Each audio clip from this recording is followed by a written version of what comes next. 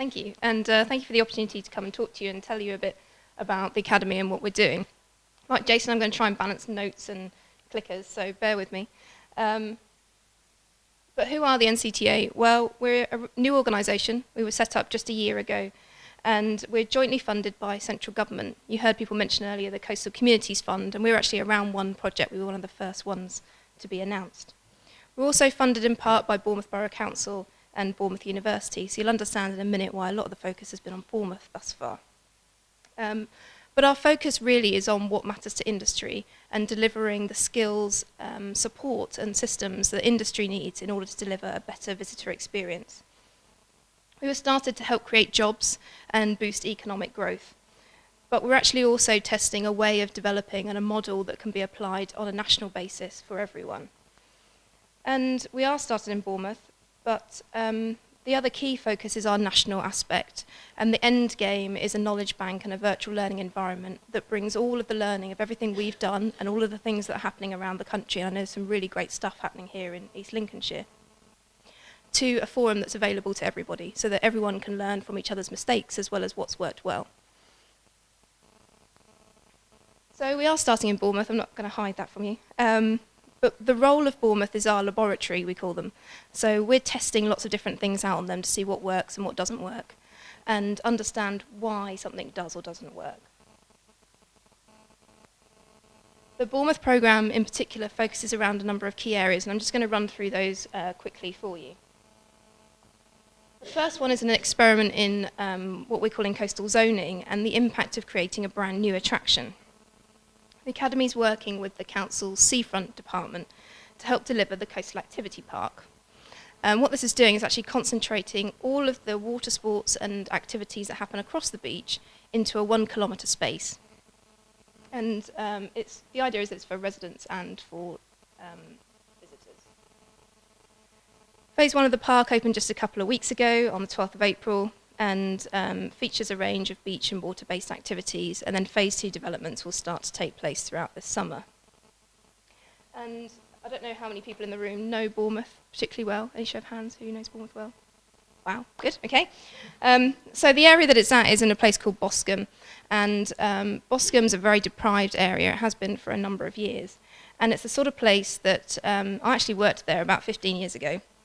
And it's the sort of place that you were scared to go back to your car at the end of the day because you were worried what was going to happen to you.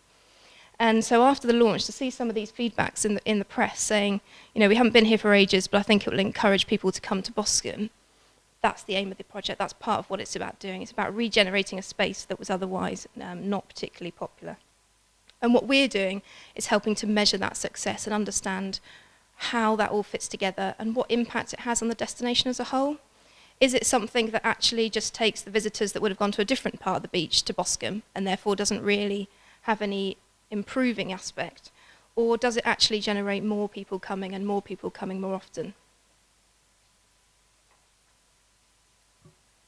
The main focus of our work, though, and a significant chunk of work, is looking at ways to improve the visitor experience and trying to set a benchmark standard across the whole of the town.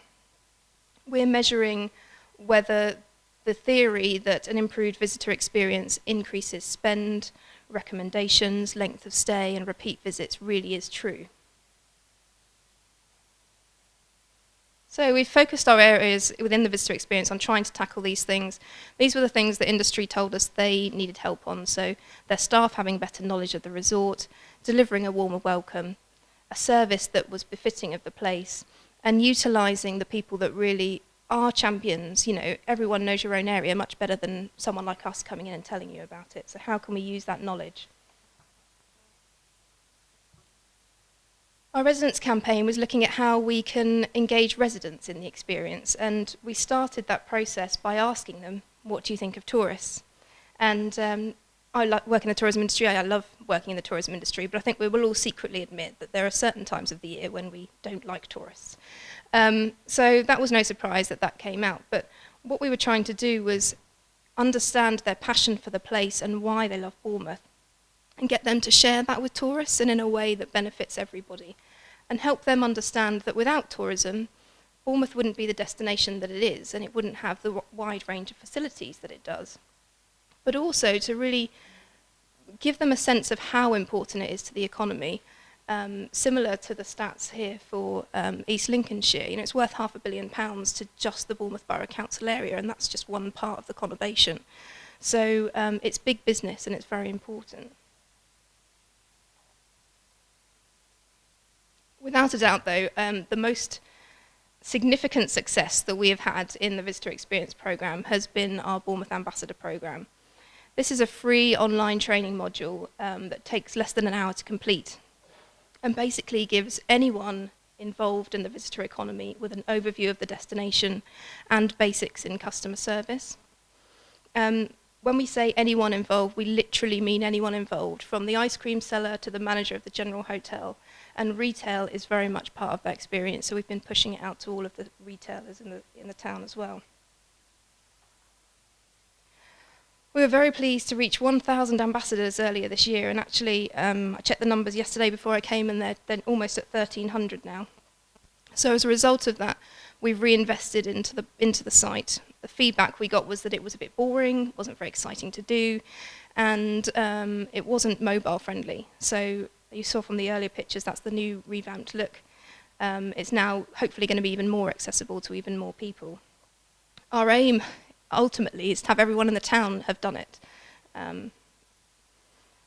We have feedback from managers that tell us that staff that have done it saw a 64% increase in the knowledge of Bournemouth, and that their customers had noticed that increase in knowledge as well. So we know it's working at a manager level, but I'm just going to show you a quick video now of what the people that have actually done it think.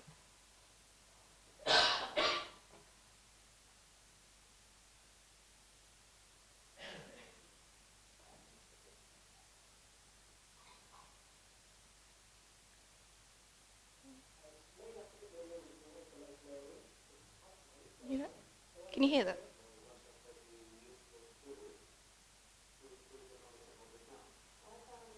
Anyone hear that? No? We'll skip it. Technology is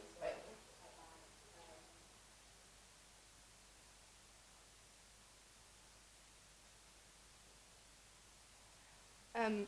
One of the things that it says that's quite interesting, it always gets a laugh when we play it, is if you don't know the area, then there's a famous landmark that's Durdle Door, and it's part of the World Heritage Coast, and it's one of the main things that you should see if you come to the area. And there's a Japanese lady on the video who is new to working in Bournemouth and didn't even know anything about it. And she sort of very quirkily announces it, Durdle Door, and goes off to see it and the impact that it has on her visitors. And it's those stories of how people really start to understand the destination. Bournemouth struggles a lot with seasonal workers. Like most coastal destinations, it's a very seasonal resort. And the pressure of people coming in at your time when your visitors are taking away the most important aspects, they're the people that are going to recommend you. That's your peak volume. If they don't know the destination, then that comes across. And so that's what we were trying to combat with that. The other advantage of doing the Ambassador Programme is it means that we can then deliver the Welcome Host course in half a day instead of the full day, which was the other thing that businesses kept telling us. We can't afford to take staff out of the office, out of the business, for a full day training course. So by doing half of it online, they can do the other half in half a day and come out of it with a City and Guilds qualification as well.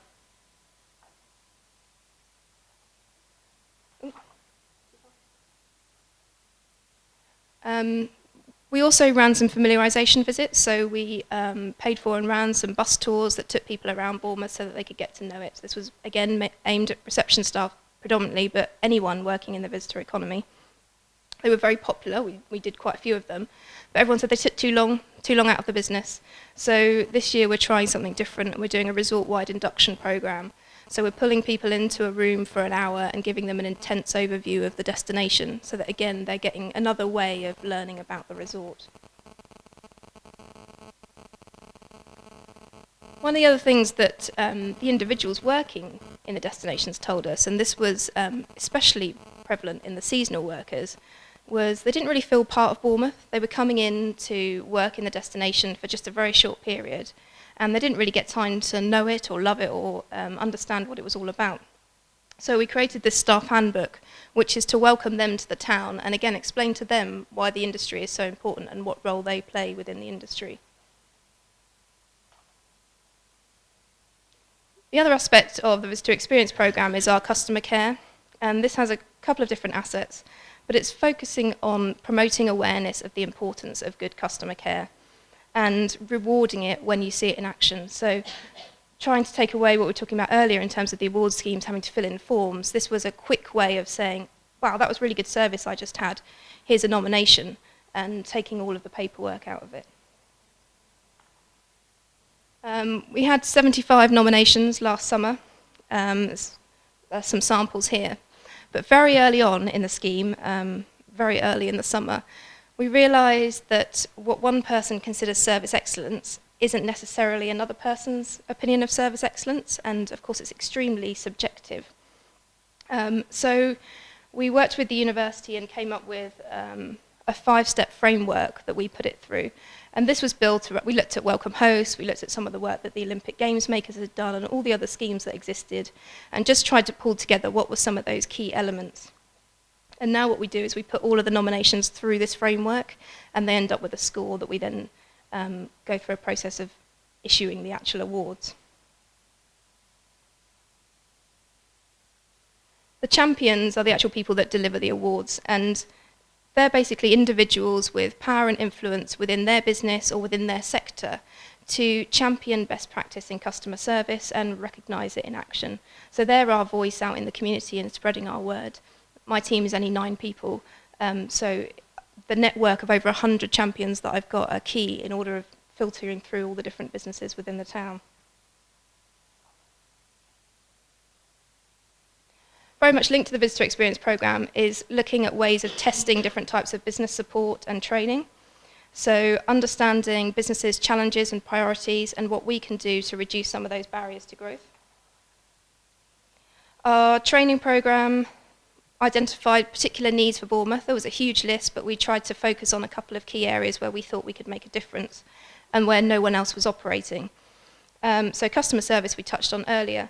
But the other thing that came up a lot was digital marketing and the importance of social media. A scary stat I read for you the other day, 22% of people now only access the internet via a mobile phone or a tablet device.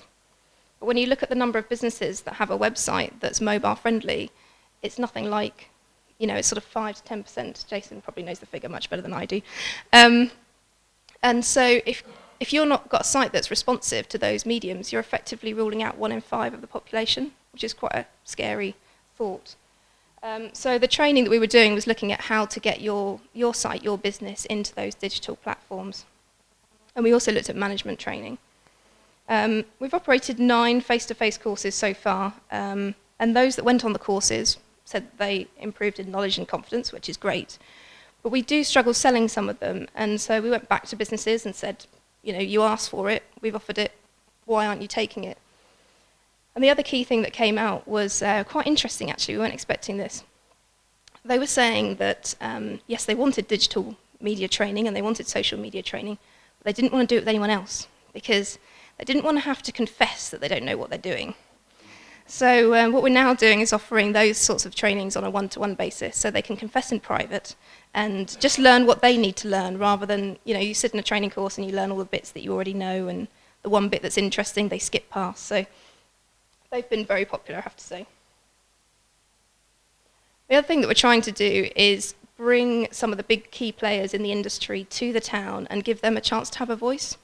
So we were always hearing from industry that, TripAdvisor, it was a love-hate relationship. So we thought, great, we'll bring TripAdvisor down. So we brought them down to Bournemouth and gave them a chance to speak to them and tell them why they think TripAdvisor is great. And it was a fascinating afternoon, I have to say, and I think the guy from TripAdvisor got off quite lightly. We also hosted a big hospitality conversation. I don't know if it's an initiative that many of you have heard of, but it's in association with the BHA, and it's looking at getting the youth into the hospitality industry and getting them to get excited about the hospitality industry as the new growth area. So we've done a lot of business engagement, and we've worked with individual businesses as well. We've spoken to 72 businesses on a one-to-one in-depth consultation. And that's a two-way conversation. It's helping us make sure that what we're doing is of value to them, but it's also understanding whether they fit naturally within something that we're doing, or whether there's one particular issue that's just affecting their business that we could potentially help with. And as a result of that, we've done 12 bespoke projects that help a business improve their visitor experience or overcome growth barriers. The other big thing that came up was benchmarking and everyone wanting to know what everyone else was doing but not really willing to share the data. So we're just currently undergoing 2 trials. I say we're currently. T-Stats is very much in progress at the moment. That's a statistical system, so not very exciting, but the trade-off from the business is they give us their data on occupancy or visitor attraction numbers, and in return we give them town centre footfall, car parking data, and the weather, which is nice to see against your business performance.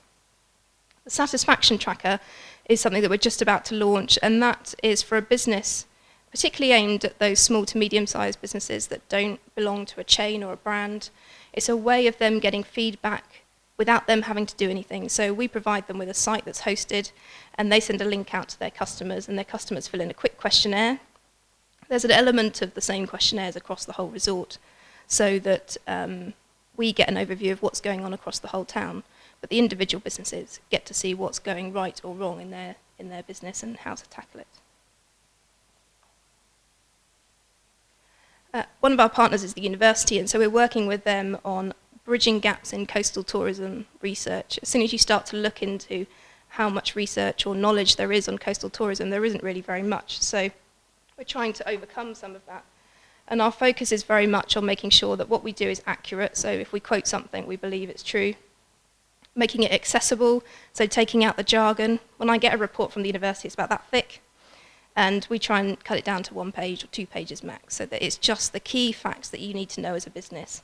I've worked in business. I know that I haven't got time to read 50 to 100-page documents. And the other key thing for us is making it actionable. So we're not just giving you a stat, we're telling you what to do with it, or at least giving you some ideas of what you might do with it. Specifically, some of the things that we've looked at, business events were seen as a real opportunity for Bournemouth that had been lost. You don't know Bournemouth, but it has a large international conference centre that, although very 80s and a bit dated, actually as a functioning space works very well for large conferences. And it's taken a slide in terms of business tourism over the last few years. And the key learning for this, for me, was actually all about working together and working in partnership. It reached the point where the hoteliers weren't speaking to the conference centre and vice versa, each thinking each other was to blame for the slide in the market. And not the case at all, obviously. So we've worked with them extensively to get them to work together and understand how they can help each other make Bournemouth a better business destination.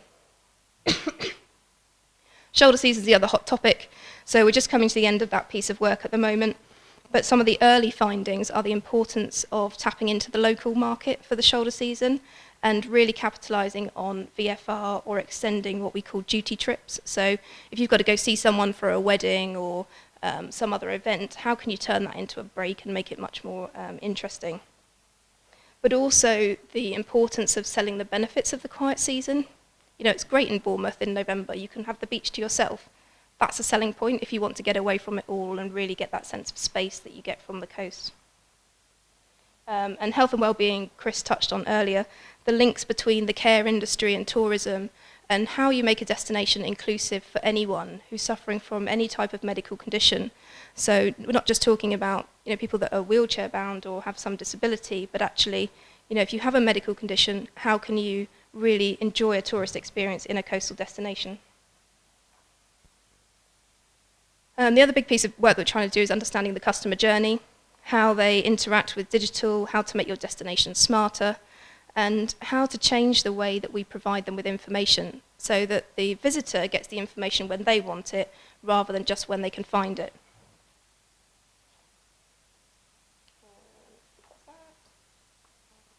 Part of our criteria is that we have to do an in-depth understanding and monitoring of what we're doing and whether it has any impact or not.